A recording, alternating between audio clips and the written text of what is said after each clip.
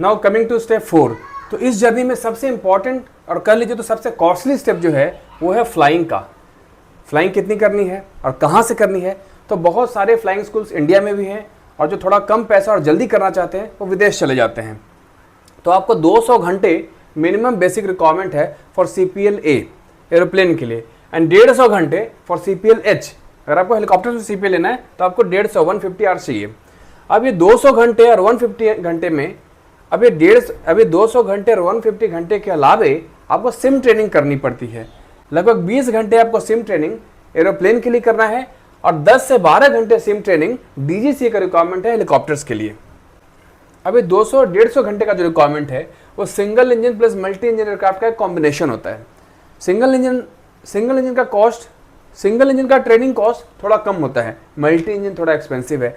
तो लोग maximum push single engine से लेते हैं एंड लास्ट में बचे 10 से 15 घंटे वो मल्टी इंजन में कर लेते हैं। उससे आपके पैसे की बचत हो जाती है एंड मैक्सिमम जो FTOs हैं, फ्लाइंग ट्रेनिंग ऑर्गेनाइजेशंस, उनके पास सिंगल इंजन ट्रेनर्स ही अवेलेबल होते हैं।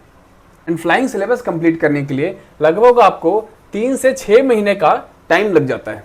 ये भी डिपेंड करता है कि आप किस देश में फ्लाइंग कर, और ये भी बहुत सारे फैक्टर्स पे डिपेंड करता है, जैसे मौसम, एयरक्राफ्ट अवेलेबल है कि नहीं, ट्रेनर्स अवेलेबल है कि नहीं, इंस्ट्रक्टर्स कितने हैं, आप अवेलेबल हो कि नहीं।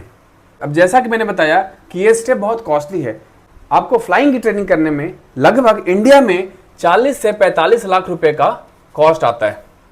यही आप US या किसी और कंट्री में जाते हो तो वहाँ कॉस्ट 5 से 10 लाख रुपया कम होता है।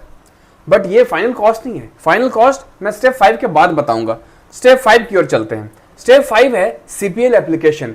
अब आपका मेडिकल क्लास 1 हो गया, एग्जाम्स हो गए क्लियर, फ्लाइंग हो गई।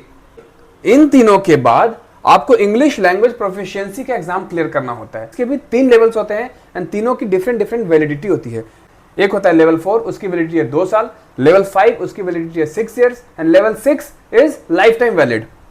देन आता है आपका FRTOL का प्रोसेस। अगर आपका क्लास 1 मेडिकल क्लियर हो रखा है और आपके हाथ में RTR है और आपके हाथ में RTR लाइसेंस है तो आप FRTOL अप्लाई करते हो DGCA के वेबसाइट पे।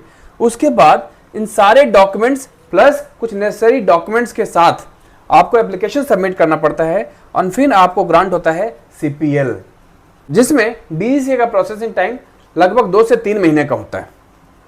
दोस्तों, चूंकि मैं खुद एक डिफेंस से रिटायर्ड पायलट हूं और मैंने मिलिट्री में एयरक्राफ्ट और हेलीकॉप्टर्स उड़ाए हुए हैं, तो मैं आपको आज CPL हासिल करने का एक डिफेंस पर्सपेक्टिव भी देने वाला हूं। दोस्तों आज की वीडियो में हमने देखा CPL जर्नी की eligibility, process, cost involved and then job पे हमें डिस्कस करना बाकी है।